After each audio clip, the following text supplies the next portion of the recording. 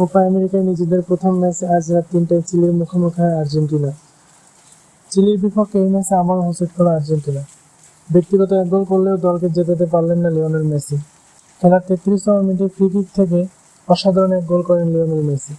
এরপর দুই দলই বেশ কিছু আক্রমণ করলেও কোনো গোল না হয় ১-০তে এগিয়ে গিয়ে বিরতিতে দেয় আর্জেন্টিনা।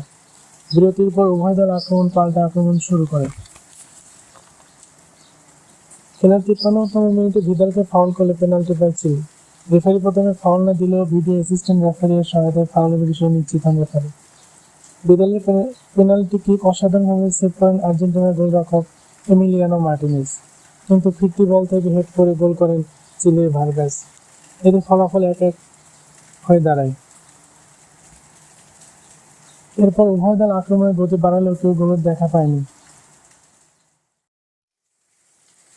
খেলায় আর্জেন্টিনা সর্বমোট ১৮টি শট নিয়েছে, যার মধ্যে ৫টি ছিল অন টার্গেটে। বিপরীতে চিলির ৫টি শটে ৪টিই ছিল অন টার্গেটে।